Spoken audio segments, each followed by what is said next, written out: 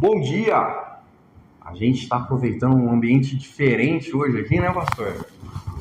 Não vou apresentar o pastor Nilton porque dispensa apresentações. É isso mesmo. Mas dê um bom dia para nós. Bom dia, bom dia. Hoje estamos no Sindicato da Hotelaria. É isso, né? Sindicato da Hotelaria? Hotelaria e gastronomia. Sindhotéis, que está nos ajudando aqui, cedendo espaço. A gente já quer dar o nosso agradecimento aqui, né, Eduardo? Com certeza. Inclusive deram todo o suporte para a gente aqui com material também, né? Providenciaram tudo para a gente poder gravar hoje. Muito bom. E vamos ter a nossa EBD. Queria convidar todos vocês a já abrir aí em Lucas. Como sabem que a gente está trabalhando Lucas durante esse trimestre. Mas antes disso, vamos orar, pedindo a Deus que nos dê a graça de ler a sua palavra. O senhor pode orar para nós, pastor, por favor? Vamos orar. Pai, quero agradecer ao Senhor. Agradecer porque podemos separar esse tempo de estudo da Tua Palavra. Agradecer por essa manhã que podemos juntos, ó Deus, aprender um pouco mais do Senhor. Obrigado. Obrigado por cada um que está acompanhando aí da sua casa, esse momento de estudo. Que o Senhor possa falar conosco, que possamos aprender verdades da Tua Palavra. E não apenas aprender, mas aplicar na nossa vida, Deus. Cuida de cada um aqui, em nome de Jesus. Amém. Amém. Hoje vamos para Lucas 15. Lucas 15. Lucas 15. Quem estava na EVD passada sabe já das provocações para Lucas 15. Algumas expectativas, mas essa nossa caminhada em Lucas tem sido uma caminhada muito interessante e os professores no geral estão reclamando porque de 2 em 2 capítulos está sendo coisa demais. E os capítulos estão muito densos, é tanta coisa para trabalhar nos capítulos que a gente não consegue trabalhar tudo, mas eu volto a dizer para todos, para nós, não vai ter como, gente. Não tem como não, é isso mesmo. Para a gente poder terminar esse trimestre dizendo eu tive uma experiência com Lucas, eu preciso complementar as minhas aulas com a minha leitura diária. É verdade. Mas, Eduardo, eu estava vendo aqui, né? Quantas vezes você já leu essas parábolas aqui de filho pródigo, dracma perdida, ovelha perdida, administrador astuto? Já leu algumas vezes Rico e Lázaro? Nossa, não perdi as contas. Quanto tempo você tem já de frequentando uma igreja? Evangélico aí, que você de fato... Me converti fazem 8 anos. 8 anos. 8 anos, 2015, é isso, 8 anos. Uma por ano, pelo menos, você viu isso aqui? Acho que mais, às vezes, porque são textos assim que eu mesmo lendo, uma por ano, talvez, mas... Fora as pregações os estudos. Então, quando eu olho para esse texto aqui, né, quando a gente foi desafiado para dar essa aula, pensando exatamente, né, que são textos que a gente conhece. Tem música, né, Eram 100 ovelhas, né? Então você tem muito conhecimento, mas ao mesmo tempo tem alguns conhecimentos que eles são... Não é bem isso que o texto diz. Porque a gente vai, de alguma maneira, assimilando conhecimento e vai assimilando algumas coisas, mas o que o texto diz? Porque às vezes alguém disse tal coisa e aquilo se torna uma verdade. A gente estava até conversando nos bastidores aqui de uma questão do texto aqui, mas o texto não está dizendo aquilo que na nossa mente estava registrado que dizia. Então acho que é legal, apesar da correria, né, de 2 capítulos ali numa lição, é muito legal a gente voltar para esses textos que tanto já falaram conosco e penso que eles ainda continuam falando. Com certeza. Afinal de contas, a pergunta que nós vamos responder aqui agora, que o senhor tinha provocado, é por que foi que Jesus contou essa parábola no final das contas? Por que foi que Jesus contou essas parábolas, né? Imagina o que estava acontecendo ali que Jesus começa a contar de um povo que se perde, né? O que está acontecendo aqui? Acho muito legal isso aí. Por que Jesus contou essas parábolas? E por que foi, Eduardo? Bora ler. Versículo 1, 2 e 3 aí do capítulo 15. Eu vou ler aqui na minha tradução. Embora para esses 2 capítulos ela me deixou a desejar um pouco, viu? Versículo 1. Todos os publicanos e pecadores aproximavam-se para ouvi-lo. Os fariseus e os escribas, porém, murmuravam: esse homem recebe os pecadores e come com eles. Contou-lhes então esta parábola. Ou seja, a introdução do nosso capítulo aqui está dizendo que o que motivou Jesus a contar as parábolas nós vamos ver adiante, que na verdade já são conhecidas, né? A ovelha perdida, a dracma perdida e o filho pródigo, foram motivadas porque os fariseus estavam murmurando e estranhando que Jesus estava comendo e recebendo pecadores, que ele estava se relacionando com os pecadores. É muito, muito forte isso, né? De pensar que o que motiva agora a explicação de Jesus é a indagação do comportamento de Jesus. Jesus era um cara que andava com pecadores. E é claro que isso não é desculpa para a gente sair aprontando, porque Jesus ele andava com pecadores, mas ele não estava pecando junto com eles. E eles também eles retrocediam na sua prática pecaminosa, porque naquele momento ele parava, as pessoas paravam o que estavam fazendo para ouvir Jesus. Porque o texto está dizendo assim, ó, cobradores de impostos e outros pecadores vinham ouvir Jesus ensinar. Ou seja, eles paravam as práticas pecaminosas para ouvir Jesus. Mas os fariseus, eles achavam um absurdo Jesus dar atenção a eles. Para esses homens, Jesus deveria ignorá-los. Jesus devia apenas trazer palavras, provavelmente na sinagoga ou no templo, para os doutores da lei, para os mestres da lei, para os fariseus, e tratar a palavra de Deus apenas nesses círculos, porque esses círculos, sim, eram de pessoas que valorizavam a palavra de Deus. E aí Jesus começa a dizer, olha, não é bem assim, deixa eu contar para vocês algumas coisas. E aí Jesus começa a falar as parábolas, né? Quando eu penso, Eduardo, nessa ideia aí de Jesus como aquele que olha e vai atrás do pecador e quer levar a mensagem ao pecador, como que você entende, então, a partir desse texto, o ministério de Jesus? Uma pergunta uma colocação, assim, às vezes eu, conversando com algumas pessoas, já tive momentos em que as pessoas, em crise, assim, diziam, poxa, eu tento muito alcançar, né, levar o evangelho para um certo amigo, para um certo conhecido, mas essa pessoa simplesmente não quer. O que eu faço? E aí, mais de uma vez, eu me inspirei nesse texto para poder mostrar para a pessoa, olha, Jesus veio para os que precisam. O ministério de Jesus, então, é para aqueles que estão perdidos. É para aqueles que reconhecem que são pecadores e que querem uma transformação nas suas vidas.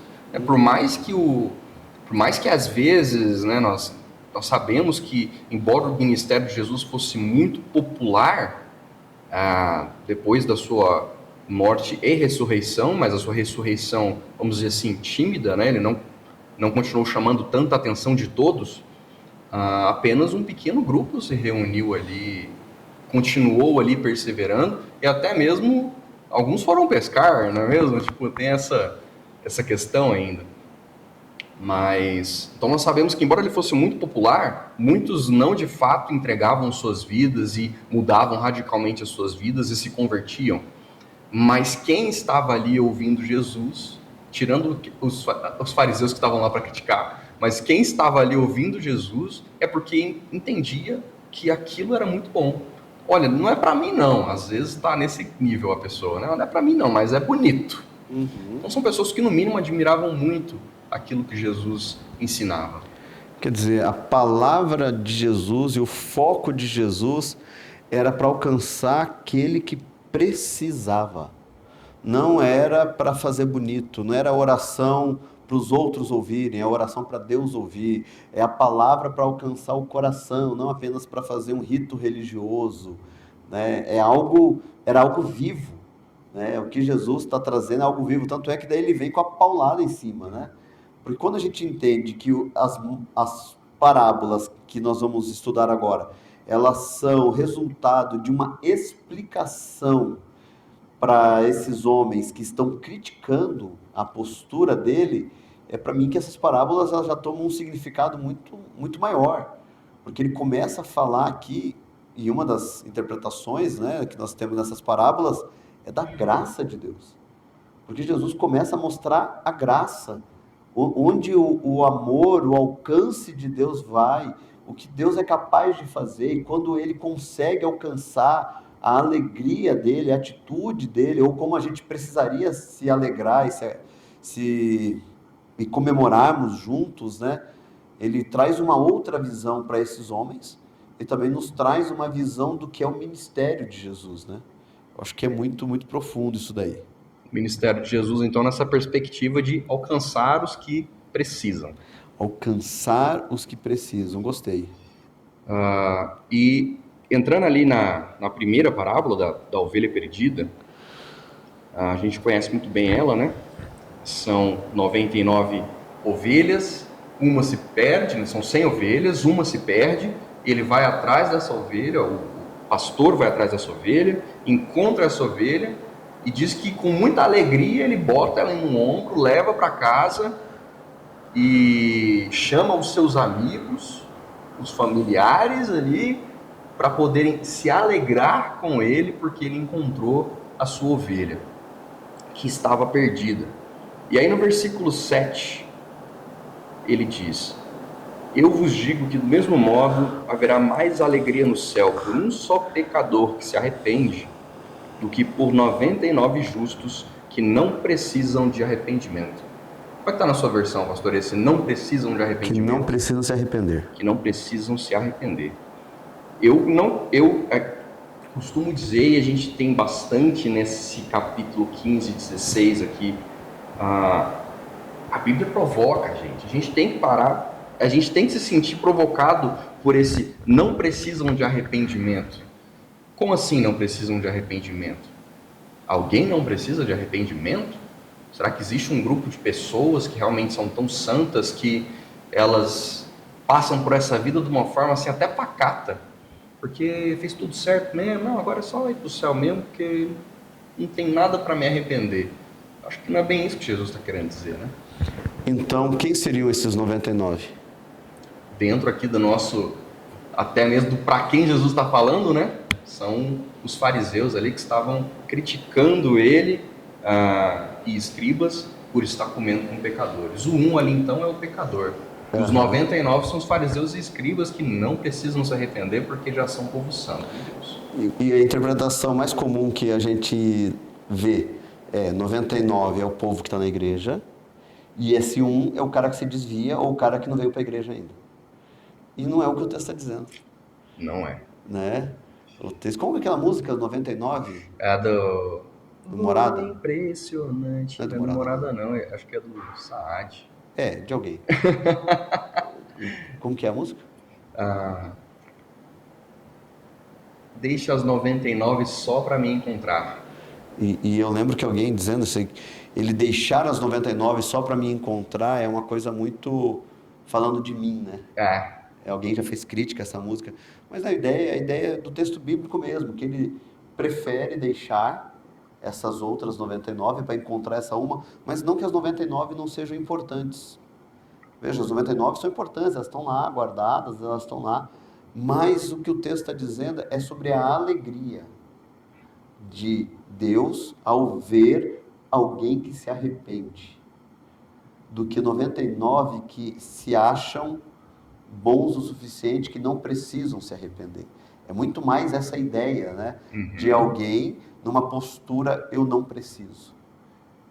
Por mais do empenho que o pastor teve, o trabalho que teve, de colocar no ombro, primeiro de ir atrás, depois de resgatar, colocar no ombro, todo o empenho que ele tem, ainda assim é mais satisfatório isso do que lidar e de alguma maneira estar com aqueles que não querem saber.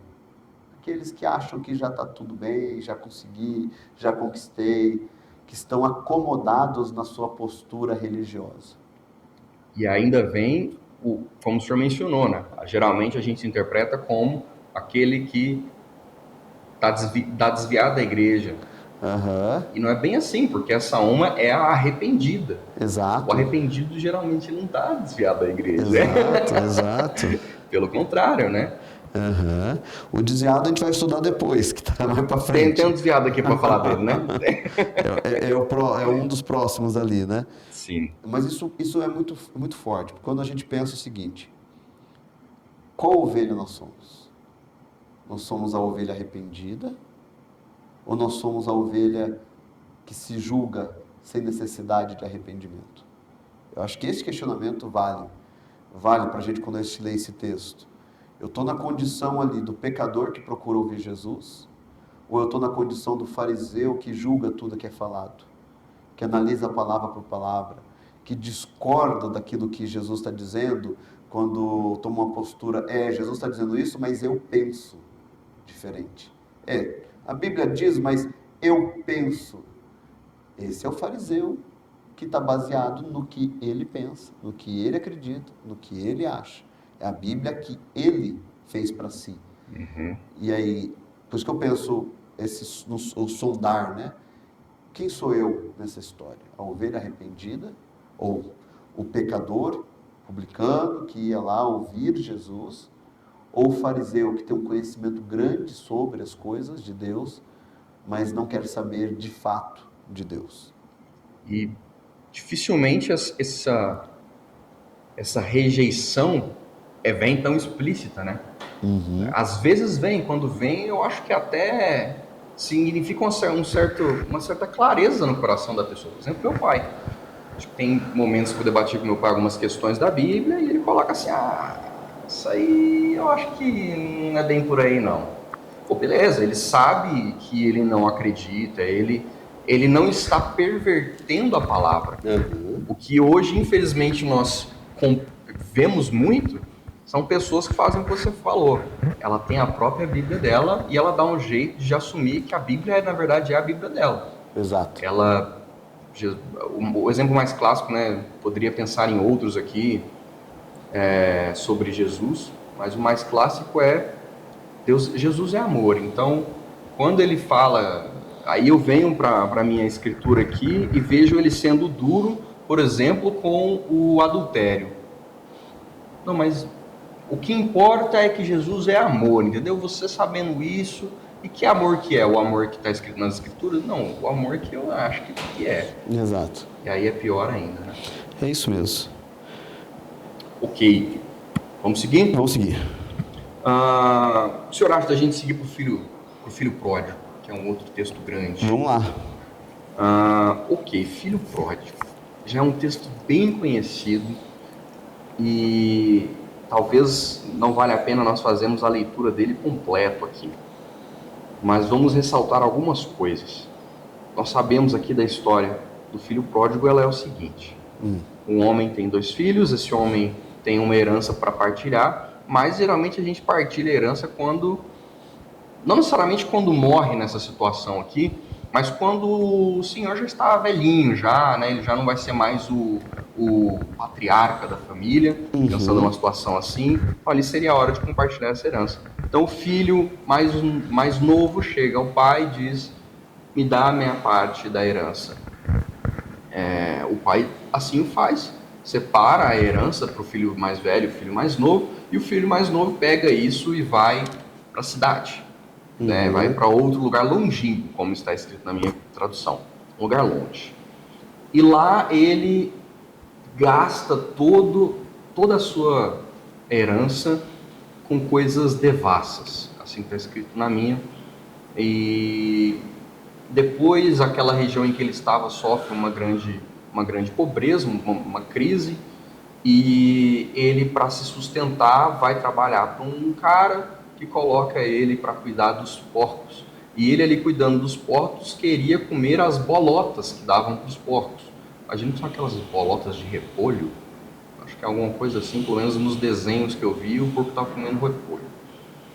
E ele desejou aquela bolota, mas não deram para ele. Ninguém dava. Não dava, afinal de contas o porco precisa engordar. E aí ele pensa, né, e essa parte aqui é interessante até de ler. Toda ela né, só que como o texto é grande. E caindo em si, disse, eu estou no versículo 17. do capítulo 15. Disse: quantos empregados de meu pai têm pão com fartura, e eu aqui morrendo de fome? Vou-me embora, procurar meu pai e dizer-lhe: Pai, pequei contra o céu e contra ti. Já não sou digno de ser chamado teu filho. Trata-me como um dos teus empregados. Partiu então e foi ao encontro de seu pai. Acho que até aqui a gente já consegue ressaltar algumas diferenças. A primeira delas, dessa parábola que o senhor mencionou, acho que nos bastidores, na verdade, não agora. Ora, o pai dele não havia ido atrás dele, né? As outras duas parábolas, da dracma e da ovelha perdida, nós temos a história do Senhor indo atrás da coisa perdida. Nessa aqui isso não acontece. Por que não acontece? Por que o pai não vai atrás dele? Porque o pai não gostava do filho, não, brincadeira. Ou então é isso, pessoal, até... Algumas pessoas, elas trazem muito esse texto como uma acusação, né? Quando elas falam da ovelha perdida. Elas dizem assim: mas o pastor deixou tudo e foi atrás da ovelha perdida. A mulher para tudo que está fazendo e vai atrás da moeda perdida. Mas, quando nós chegamos nesse texto, nós não vemos o pai indo atrás do filho. Porque a ovelha se perdeu, a dracma foi perdida, mas o filho foi embora.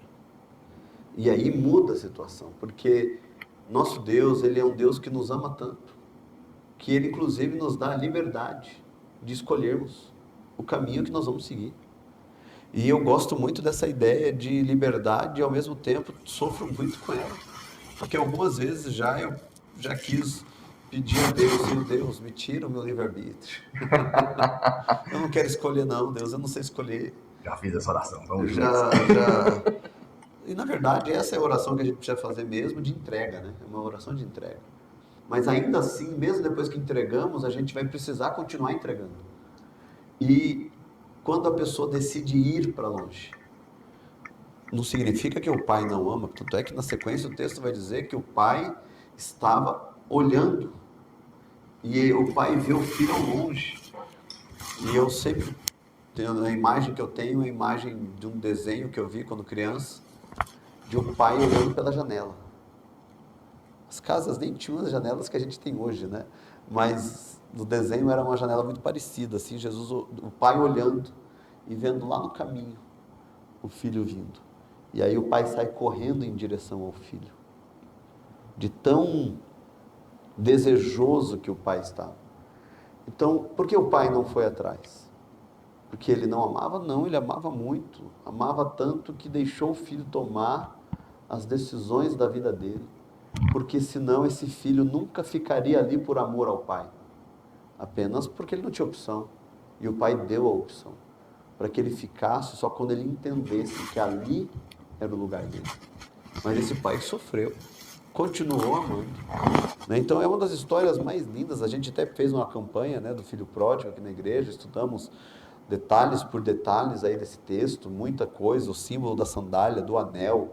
Né, que tudo ali é muito simbólico ali, tudo que está acontecendo, mas o amor do pai. Por isso que esse texto é um texto que vai falando muito da graça, né? Porque quando Jesus está respondendo ali aos fariseus, ele começa a falar dessa ovelha, e agora ele começa a falar desse filho que vai para longe, e de como o pai ama esse filho. Era um filho impuro, porque era um filho que tinha cuidado de porcos. Não era impuro apenas por estar provavelmente sujo. Religiosamente, esse filho, ele é impuro. E o pai não quer nem saber da impureza. O pai o ama. Ama independente de qualquer coisa, de qualquer situação. Esse é o amor do nosso Deus.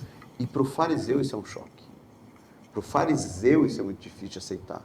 É muito difícil o fariseu entender um Deus que ama, não um Deus que... Porque para eles, Deus era como um Deus pronto para punir. E está sendo apresentado a eles um Deus que ama. Qual é o Deus que a gente serve hoje, Eduardo? É um Deus que pune ou é um Deus que ama? Estamos na dispensação da graça. Ele é um Deus justo, né? E nós teremos a cobrança de todas as coisas. daqueles que serão julgados. Mas em Cristo nós deixamos de ser julgados. Todos vão nos apresentar diante do tribunal de Cristo, né? Sim. Mas veja, um bom pai não é um pai que só condena, mas também não é um bom pai um cara que só passa a mão na cabeça. É o pai que é presente. Quando o filho está acertando, ele está lá batendo, aplaudindo. E quando o filho está errando, ele está lá corrigindo. Isso é um bom pai. Um bom pai é que é presente na vida desse filho. Pronto para perdoar, pronto para aceitar, pronto para mostrar o caminho, pronto inclusive para deixar ir. Porque ele ama. Ele ama, mas ele não vai prender esse filho no amor que o filho não tem pelo pai. Isso é muito interessante. Você quer ir, filho? Pode ir. Imagina que dor. Nossa. Fico imaginando meus filhos, um deles chegando para mim assim, eu quero ir, quero minha parte, e é tipo, que o senhor morra, eu tô indo embora. Que dor, né? Sim. Mas esse pai, ele amou o suficiente. Quando o filho retorna. Então, essa história, para mim, ela fala da graça de Deus. Porque os fariseus, eles não tinham graça sobre o pecador. Eles tinham condenação sobre o pecador. E aí Jesus começa a ensiná-los sobre o que é a graça de Deus. Mesmo esse filho, que já não tinha direito a nada, que inclusive se coloca numa condição de escravo, voltarei e serei escravo do meu pai, o pai ainda o recebe como filho. Ele não deixa de ser filho. É muito lindo. Isso é muito bonito mesmo. E fica a lição aí até de paternidade, né? Mas é muito difícil mesmo. Não sou pai, não posso xeretar muito nessa questão. Só na teoria pode. Na teoria eu posso, né? E, bom, temos aqui algo que não pode passar desapercebido, que é a mudança de mentalidade do filho. O pai nem esperou ele falar. Mas não significa que não seja um ponto importantíssimo dessa história e também reflete a própria atitude dele de ter voltado para casa. Então o pai não vai atrás, mas como já foi colocado, na chegada do filho, o pai não para um segundo para pensar nas desgraças. Ele simplesmente se alegra e coloca ele no patamar que ele sempre esteve de filho. Isso realmente é incrível. E ele volta a repetir esse pensamento dele para o pai, né? Enquanto o pai o abraça pelo pescoço, não é alguma coisa assim. E ele volta a repetir esse pensamento para o pai, mas parece que o pai nem escutou. Ele fala, eu pequei contra o céu e contra ti. Não sou digno de ser chamado teu filho, trata-me como um dos teus escravos. Um dos seus escravos? Não, dos seus empregados, está na minha tradução pelo menos. Não sei qual que é a palavra no grego. Mas ele reconhece que ele não merece nada. Esse é um pensamento, inclusive, não sei se ele se repete nessa lição, ou se ele é introduzido na próxima, mas esse é um pensamento, está na próxima, mas esse é um pensamento presente em Lucas. É o pensamento do servo, aquele que faz simplesmente o que lhe foi mandado. Não tem muito com que você se alegrar com o que foi feito. É a humildade. É esse lugar de eu não mereço ser chamado de filho. Mas é aí que entra a graça e Deus opta por me chamar de filho. O fariseu, ele é nessa história aqui, o filho perdido ou o filho que ficou em casa? O filho que ficou em casa. Que interessante, né? Eu nunca tinha lido esse texto pensando no fariseu. Eu sempre li esse texto pensando em nós e tal, o cara que está aqui na igreja é o filho mais velho e o cara que saiu para o mundo é o filho mais novo, e sempre olhei nesse aspecto. Mas quando eu olho para quem Jesus estava falando essa história, e ele apresenta agora um esbanjador que lascou com tudo, e pródigo, né, a palavra pródigo é o gastador mesmo, né, o filho que gastou tudo que tinha, mas tem um que ficou. E esse que ficou aqui, ele se aplica muito bem ao fariseu, ao que estava aqui falando mal da postura de Jesus, e ele está dizendo, olha, vocês não estão vendo que vocês são esse cara aqui, os caras que ficaram, os caras que quando vem aqui o filho arrependido, eles não se alegram. Ele está dizendo, vocês, doutores da lei, não estão alegres com o pecador arrependido, com o filho que voltou. Vocês querem apenas apontar o dedo, vocês acham que ninguém é digno de arrependimento, que ninguém pode viver uma nova vida. Vocês prezam e falam apenas do que vocês fazem, porque esse é o discurso do filho mais velho, né? Eu estava aqui, nunca o Senhor me deu um cabrito para comemorar com os meus amigos. Eu te servi todo esse tempo, na minha tradução ainda fala sobre, fui escravo, trabalhei como um escravo. Eles não se viam como filhos, né? Esse filho mais velho não se vê como filho, porque eles não tinham uma relação de Deus como pai.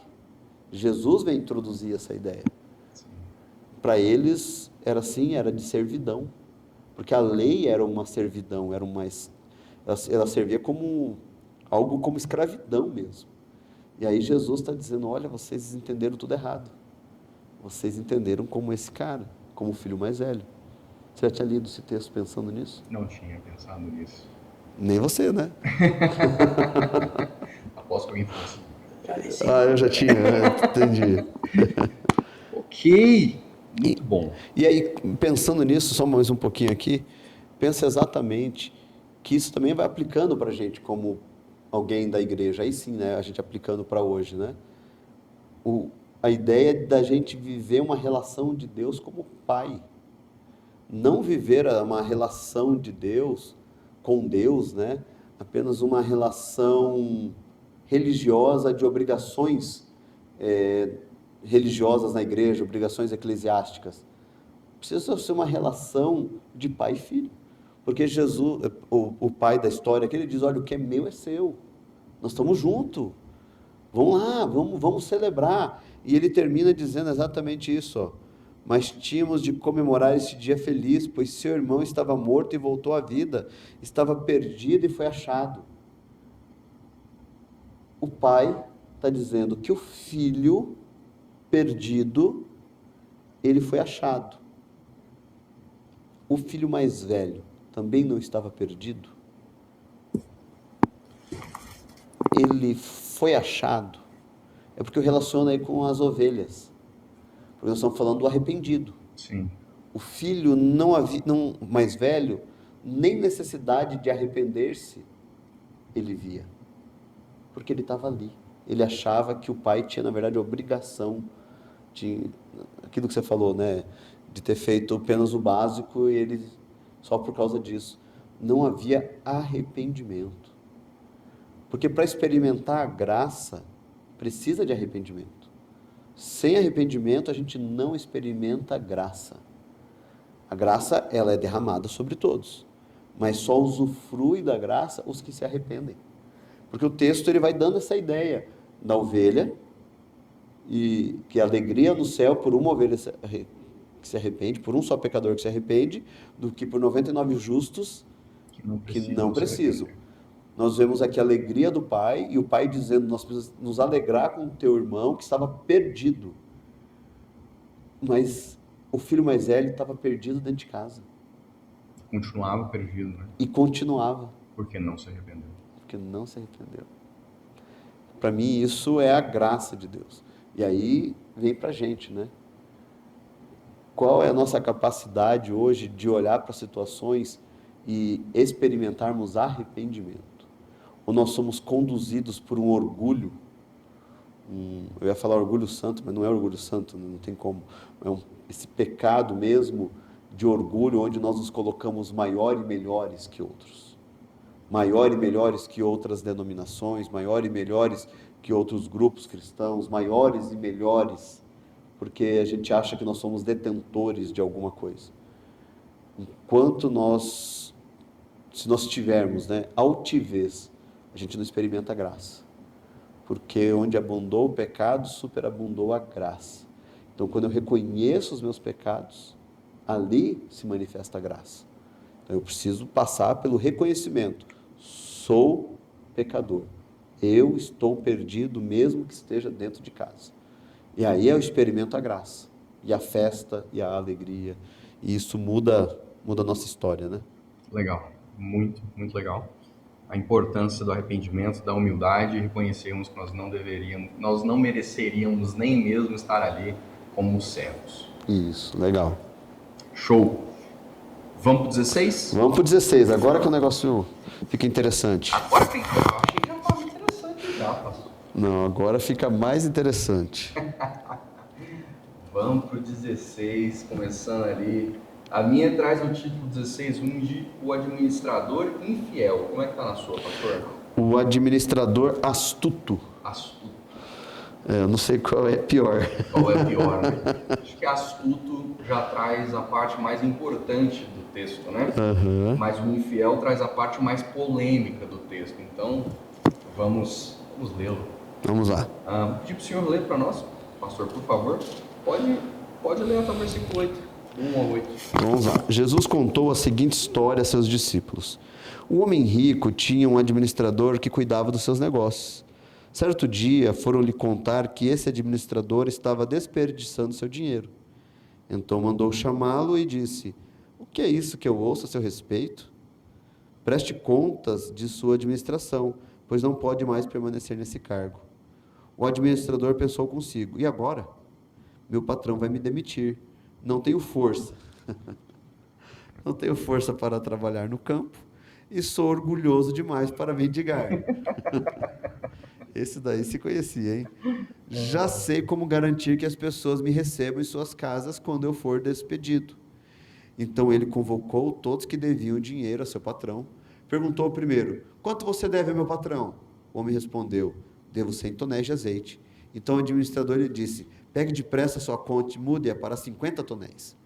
"E quanto você deve ao meu patrão?" perguntou o segundo. "Devo 100 cestos grandes de trigo." E respondeu ele. E o administrador disse: "Tome sua conta e mude-a para 80 cestos."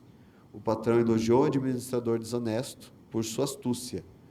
E é verdade que os filhos deste mundo são mais astutos ao lidar com o mundo ao redor que os filhos da luz. Esta é a lição. Usem a riqueza deste mundo para fazer amigos. Assim, quando suas posses se extinguirem, eles o receberão num lar eterno. O 9 foi junto. O 9 foi junto. Já para dar uma amenizada já. Aham. Bom, a gente não precisa se apegar muito às polêmicas aqui, que é o fato de que Jesus usou um administrador infiel e que de fato perdeu seu cargo por causa disso, para poder dar uma lição. Aí é quando eu falo que a Bíblia provoca, porque realmente é provocante. Você está dando uma lição com um cara que não serve de referência para ninguém. Como assim? Mas é bem isso mesmo. E a partir dessa situação, o que é muito interessante, porque esse cara que não serve de referência para ninguém pode muito bem sermos nós, considerando que agora há pouco nós estamos falando de arrependimento. Então, talvez a gente possa conversar esses dois aspectos. E aí no final das contas ele dá o que nos parece, né? Alguns comentaristas vão trazer algumas opções alternativas, mas o que nos parece aqui, ele dá uns descontos, ele adultera a conta de alguns devedores para que esses devedores passassem a ser credores dele, né? Para que eles se tornassem seus amigos, como Jesus fala depois. Como que a gente, e por que então o Senhor dele depois elogia essa atitude que ele teve? Primeiro porque ela foi inteligente, porque ele aproveitou da situação presente dele para poder cuidar do seu futuro. Ele levou a sério o fato de que ele era devedor, ele levou a sério o fato de que ele tinha feito coisa errada sim, e ia ter que pagar a conta disso, prestar conta disso ao seu Senhor, e aproveitou de tudo que ele podia, no caso a autoridade, a posição em que ele estava ainda, para poder cuidar do seu futuro. Então esses são aspectos da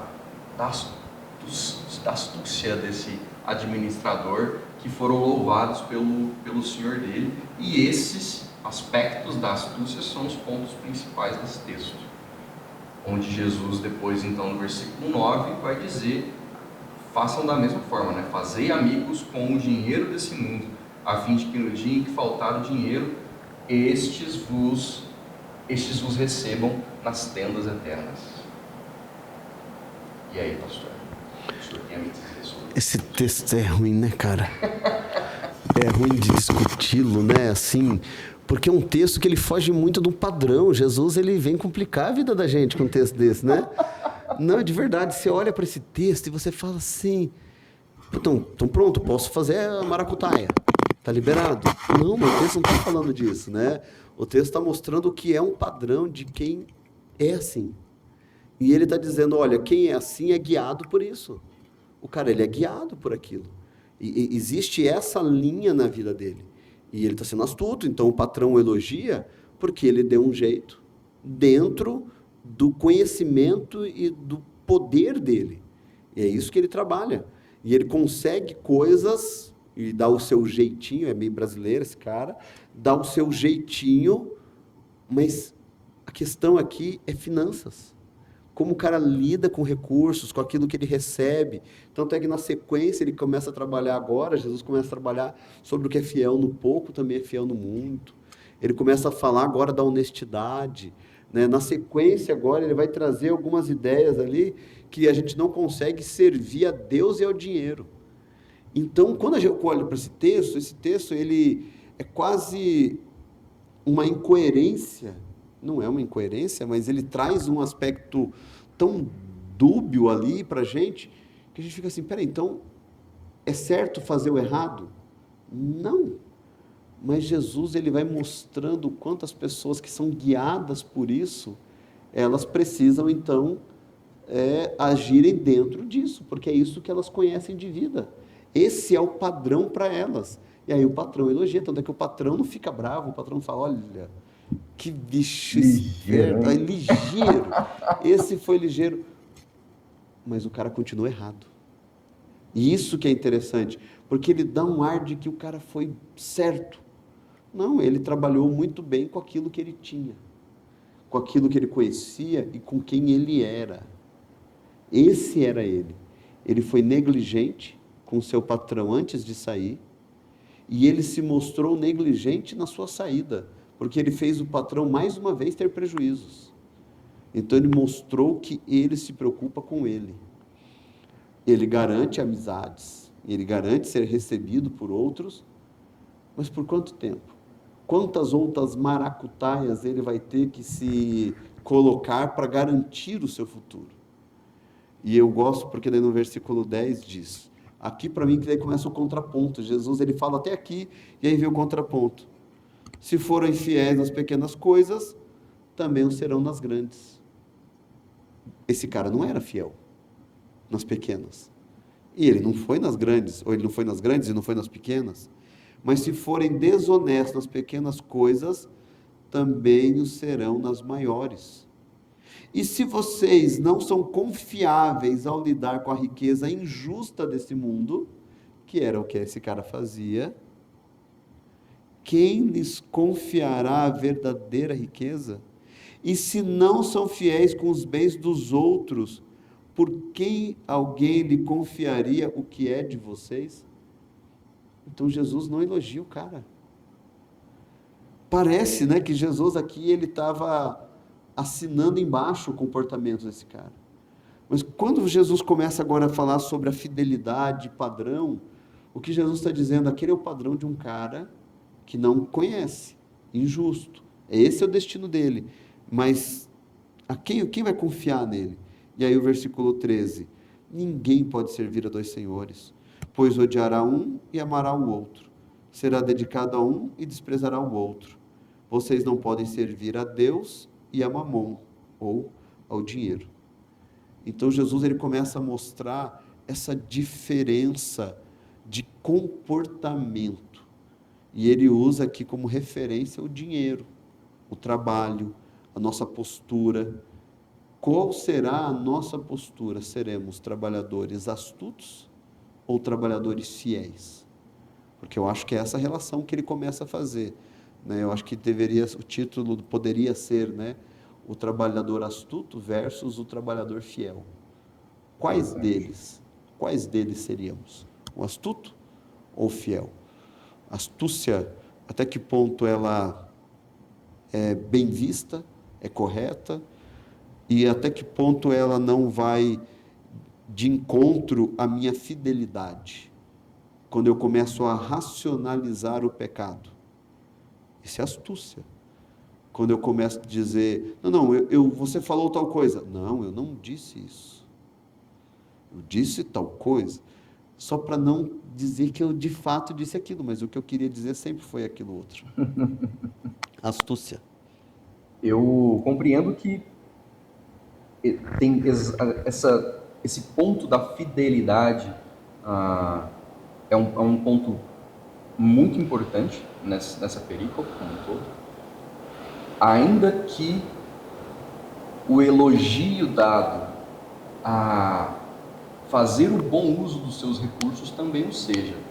Eu acho que a impressão que eu tenho nessa leitura aqui é que Jesus de fato elogia a prudência, pelo menos nessa versão aqui no versículo 8.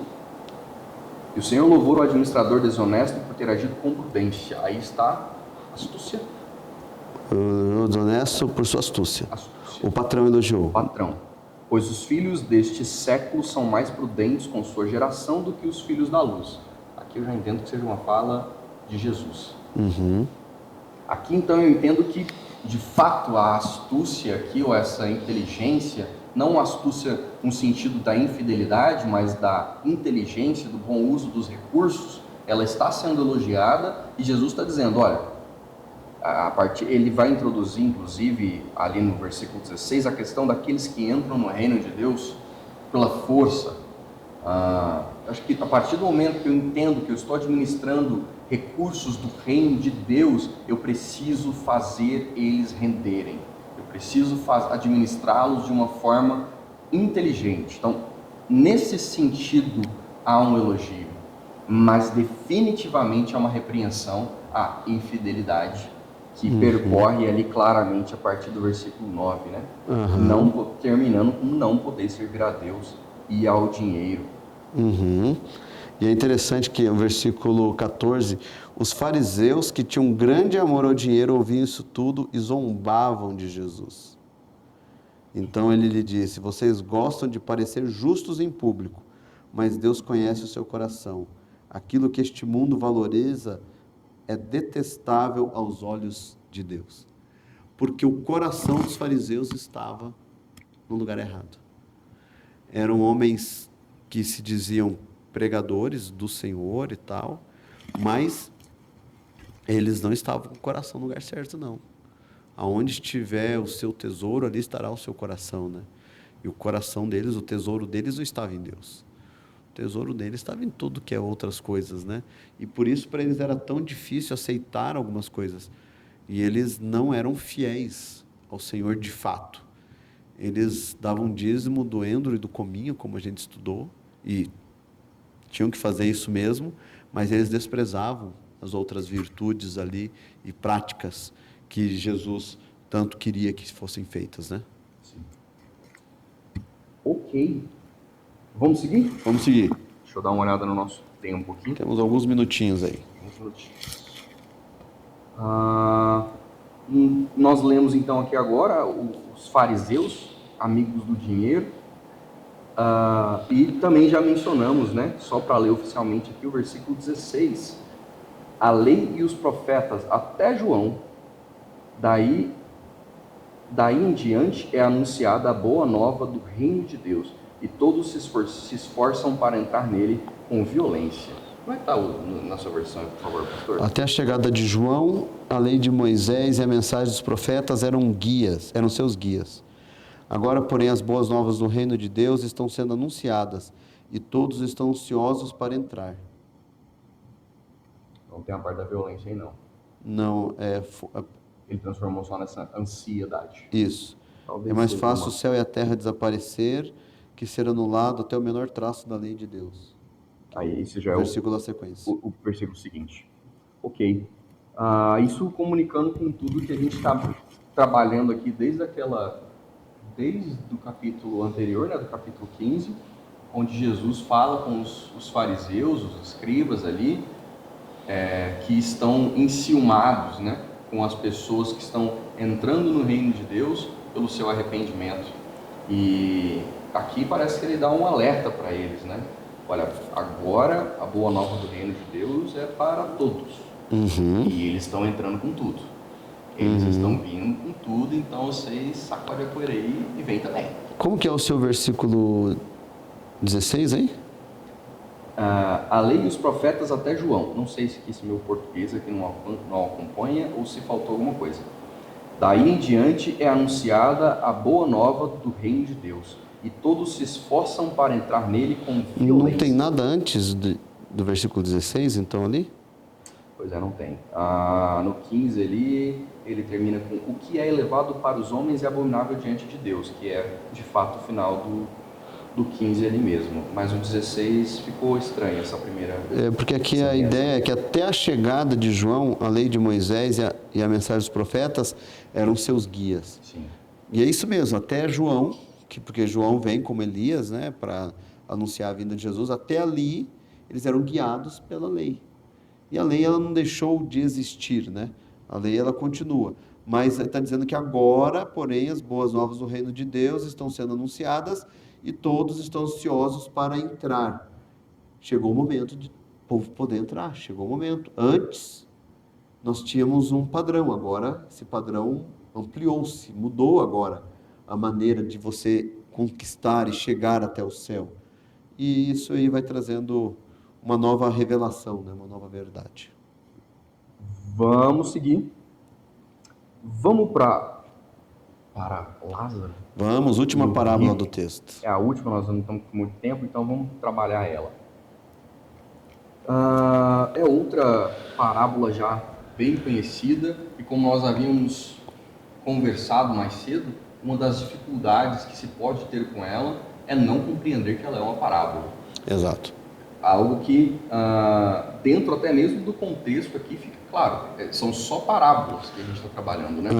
E essa também é mais uma parábola. E sendo uma parábola, nem todos os elementos dessa parábola são a verdade. Eles estão ali para enfatizar aquilo que a parábola tem a intenção de ensinar. Qual é o centro dela? Isso. Por exemplo, quando fala Abraão, ele representa Deus, mas não é de fato Abraão, né? O pai Abraão ali, ele representa realmente no seio de Abraão, tipo, está centralizado em Deus ali. Então, se a gente olhar de maneira literal essa parábola, mudaria todo o sentido aí. Aí nós temos que rever algumas coisas até da nossa teologia. Mas aqui ele está trazendo uma ideia, e as ideias aqui elas trazem apenas princípios. Porque as parábolas elas nos trazem princípios que a gente aplica à nossa vida. Não trazem verdades nuas e cruas. Não é pegar todo o texto de maneira literal, interpretá-lo de maneira literal, mas sim pegar as suas ideias, aí sim aplicar no nosso contexto. Ok. Então vamos ler? Vamos ler. Vou ler aqui então, a partir do 19. Havia um homem rico que se vestia de púrpura e linho fino e cada dia se banqueteava com requintes. Um pobre chamado Lázaro jazia à sua porta coberto de úlceras.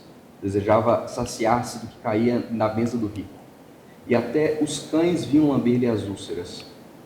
Aconteceu que o pobre morreu e foi levado pelos anjos ao seio de Abraão. Morreu também o rico e foi sepultado. Na mansão dos mortos, em meio a tormentos, levantou os olhos e viu de longe Abraão e Lázaro em seu seio. Então exclamou: Pai Abraão, tem piedade de mim e manda que Lázaro molhe a ponta do dedo para me refrescar a língua, pois estou atormentado nesta chama. Abraão respondeu: Filho, lembra-te de que recebeste teus bens durante tua vida, e Lázaro, por sua vez, os males. Agora, porém, ele encontra aqui consolo e tu és atormentado. E além do mais, entre nós e vós existe um grande abismo, a fim de que aqueles que quiserem passar daqui para junto de vós não o possam, nem tampouco atravessem de lá até nós. Ele replicou: Pai, eu te suplico, envia então Lázaro até a casa de meu pai, pois tenho 5 irmãos, que leve a eles seu testemunho, para que não venham eles também para este lugar de tormento. Abraão, porém, respondeu: Eles têm Moisés e os profetas, ouçam-nos. Disse ele: Não, pai Abraão, mas se alguém dentre os mortos for procurá-los, eles se arrependerão. Mas Abraão lhe disse: se não escutam nem a Moisés, nem aos profetas, mesmo que alguém ressuscite dos mortos, não se convencerão. Eu começo puxando por esse finalzinho aqui já, então, que eu acho ele incrível e me remete muito a... Bom, muitas pessoas colocam a sua fé ou dizem que terão fé caso um milagre aconteça. Dizem que terão fé se verem alguma coisa, se tocarem, né, em alguma coisa. E é incrível como quem tem fé experimenta várias coisas, mas quem não tem acaba não experimentando muito. Porque a diferença está, na verdade, em já tê-la e poder vivenciar e ter essa visão do que acontece.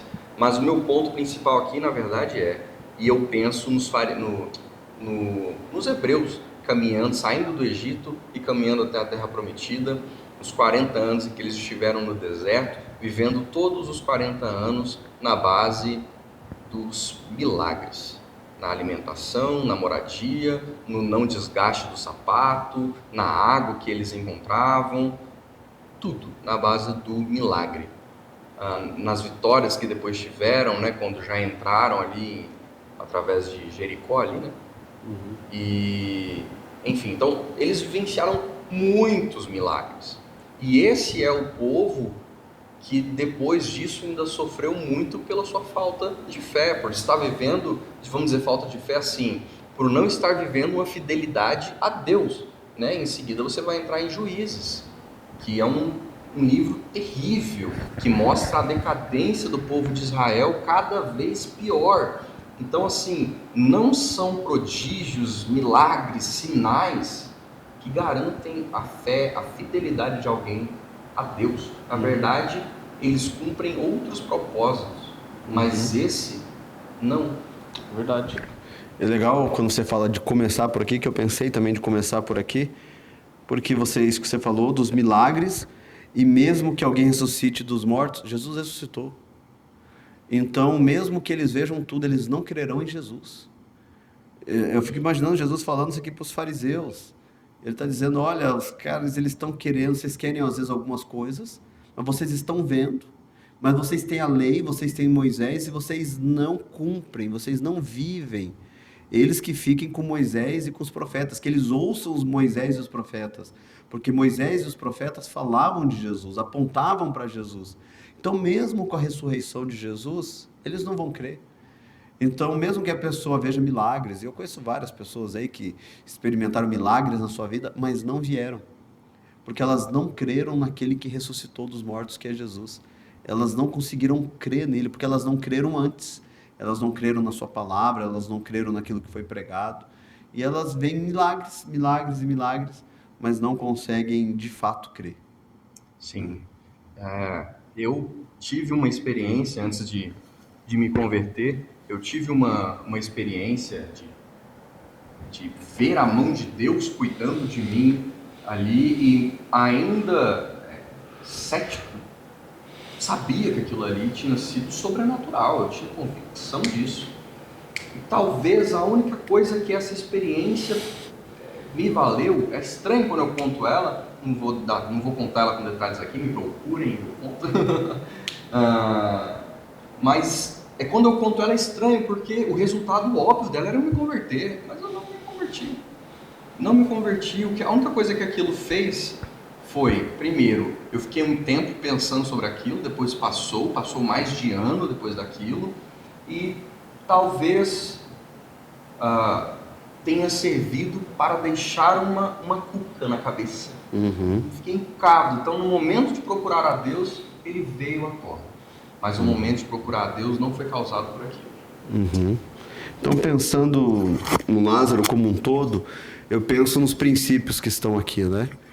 Existe uma distância entre céu e inferno, existe uma separação muito clara. É impossível que um vá de um lado para o outro. Se é um abismo, se um está do lado do outro, se um está vendo o outro, isso não é essa a importância do princípio. O princípio é um está de um lado, outro estará no outro. Né? Existe tormento no inferno. Existe tormento lá. E existe consciência. Existe uma certa consciência lá no inferno. Mas se vai ter o fogo literal, isso aí o texto não é a preocupação do texto. Mas o texto ele quer nos trazer, e principalmente que se a pessoa está lá, ela não volta mais. Então a decisão dela precisa ser antes, né? Penso que isso daí são alguns princípios importantes aí. Deu nosso horário. Deu nosso horário. Isso. Ok. Então, vamos só recomendar um excelente culto agora. Isso. Na sequência. Continue aí com a gente, que vamos cultuar a Deus juntos agora. E que Deus abençoe. Amém, que Deus abençoe. Agora você vai ver uma galera entrando de laranja aí na igreja, vai ser um momento bem especial aí. Deus abençoe, gente. Até daqui a pouco. Até daqui a pouco.